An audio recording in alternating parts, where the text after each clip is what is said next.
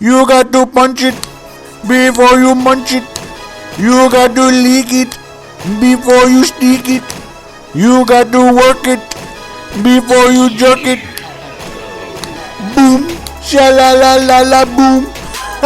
What's going on, guys? It's your boy GS, and welcome back to Two Piece Thursdays. And we are giving you guys some biblical, patriotic gameplay. It doesn't get more biblical than using the Patriots. So hopefully we could go ahead and give ourselves a victory. If you guys been following me for a little bit, you guys know winning percentage wise, this is the worst team that I've been using in Madden. I win less with them than any other team. And hopefully we could get ourselves a victory. As you guys see, we're going up against the Giants. Very, very tough, dominant Madden team. Hopefully we could go ahead and squeeze our way into a victory. I'm not worried about offensively. It's defensively that I have trouble with the Patriots. But as I was scrolling through their depth chart, I noticed that they have really good man-to-man defense, which I did not notice until I played this game. And as you see, we had GRONK-PATRIOTS on the streak, so we precision it, bullet pass to the right, give ourselves a nice angle, and we end up scoring a touchdown almost immediately, which is always good for our confidence. You didn't get to see what type of offense we like to run, even though I'm running a random, playbook that I don't have anything set up with. But still, I mean, he doesn't know that. But we're up 7-0, and now the challenge is going to be stopping him and his offense. I feel pretty confident on offense. It's all about defense. It's all about being able to stop him and hopefully give our offense an opportunity for multiple score leads. And as you can see, he's really close to scoring already. He ends up going to Bradshaw. We stopped that. So right here, he throws it to Bradshaw, and he ends up scoring a touchdown. So it's a tie game of 7-7, and that's pretty much expected. Stopping somebody in their first drive is really tough because you're trying to figure him out. You're trying to, see what he likes to do and what type of plays he likes to go to and things like that. So right here, look at that Faggy, living la vida loca. Somebody bought this man a defensive domination guide. So right there, we kind of noticed, he likes to hit us with the Faggy. So yes, we do struggle with it, but hopefully having somebody like Tom Brady can make that a little easier for us.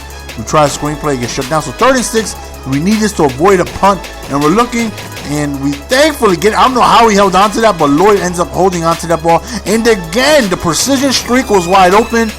Saw Gronkowski, precision bulleted to the right, give ourselves a nice angle, and he left it open again, so we capitalized that. And look at the Gronk spike. Teach me how to Gronk spike. Teach me how to Gronk spike. Look at Gronk. Look at big Gronky getting Gronky with it. End up with the Gronk spike. So we're up 14-7. And again, we're not worried about our offense. It's our defense that we're concerned about. Are we going to be able to put up some stops to give ourselves a chance to win? So as you can see, he likes to run. He likes to pass. He's definitely mixing it up. Right there was... I was very confused on what that route was. I had to watch it a couple of times as I was editing the video. It was just an in post, or just a post going inward, and for whatever reason the defender kind of just stood there and didn't move as the ball was thrown, and he caught it. He does that actually a couple times this game, and it turned out to work out for him. So I mean, I don't know, the defender just stood there and didn't do anything. So right now we're in the second quarter, so we end up getting a first down with Demps. So we have Demps in there because his speed is 98, very quick, and we want to take advantage of his speed. Right here, second time we go to Walker, he drops. I felt like he should have had it, so we call the same play, and we're looking for the same option. And this time he ends up holding on to the ball, and we end up going out of bounds. But right there was a crucial third down to avoid punting the ball. And right here we go to the screenplay. We're trying to get that, try to get him some green field, because with that speed he can score a touchdown so easily. Right there was such a horrible throw. Thankfully he doesn't intercept that.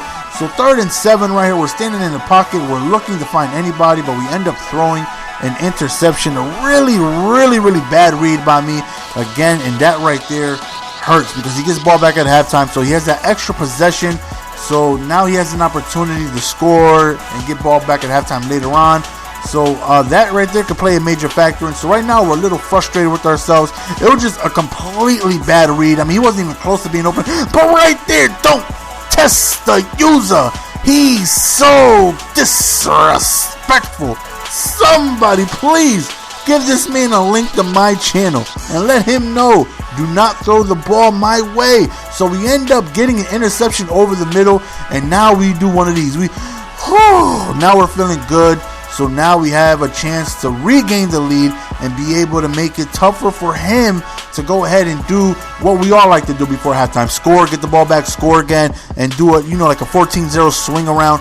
So hopefully we can prevent that by scoring and stopping him. So we end up getting a first down right there. So we're inching our way close to the field goal range, and that's what we'll take.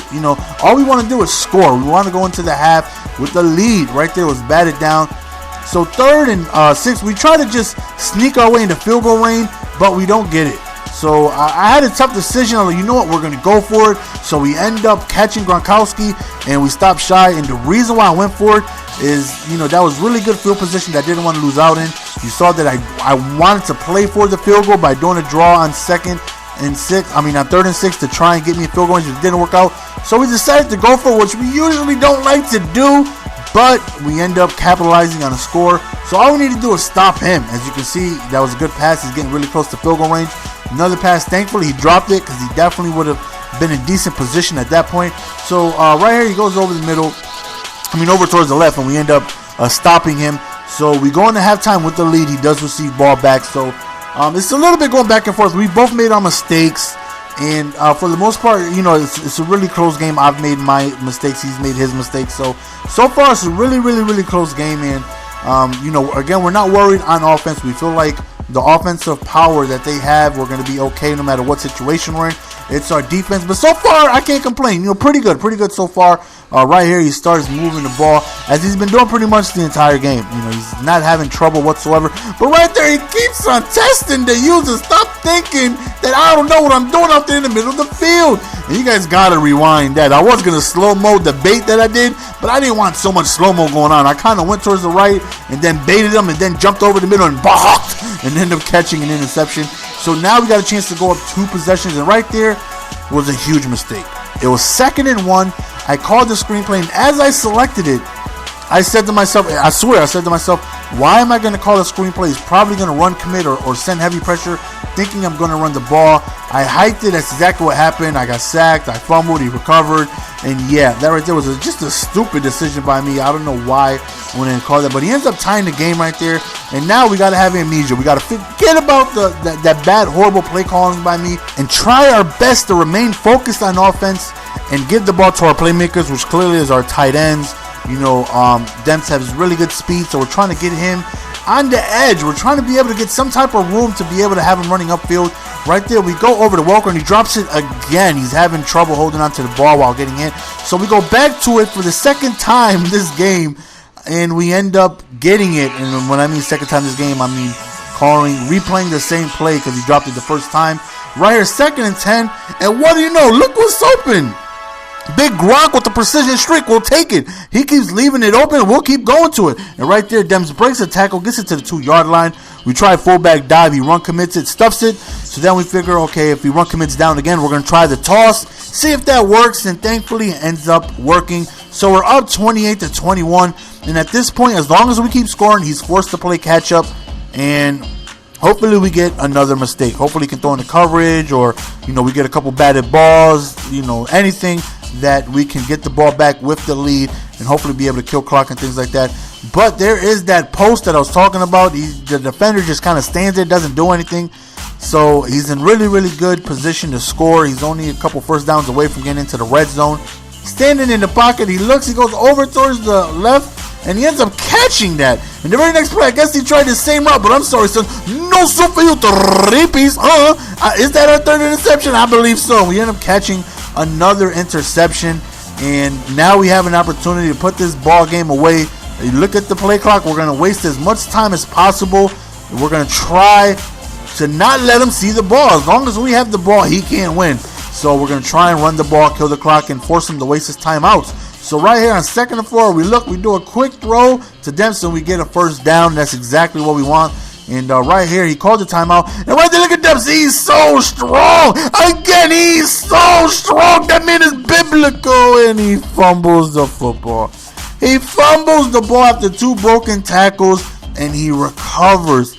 So now he has an opportunity to tie the game. And I'm like, damn. But the very next play, I'm sorry, son, but no soup for you. Another interception. And this right here should hopefully be able to put the ball game away. So as you see, we're wasting clock. We're running the ball, and we end up getting into a 4th down. Exactly what it is that we wanted.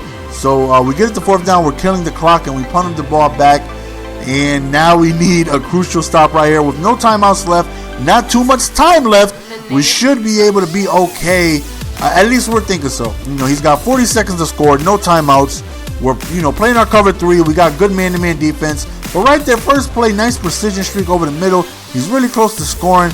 And the very next play, what do you know happens? We drop an interception. And what do you think happens when you drop an interception? Madden doesn't reward people for dropping interceptions. He rewards people for catching interceptions. And we get another turnover. And we dive on the ground. And that one won us the ball game.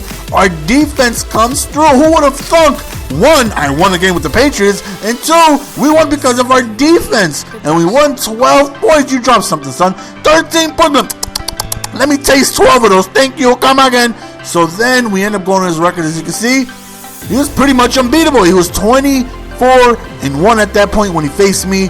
So we end up winning, and we'll take that very good game played by him, and we end up winning the game, guys. I hope you guys enjoyed Soupy's Thursdays. As always, it's your boy GS signing out. Don't forget to follow me on Twitter if you're not already.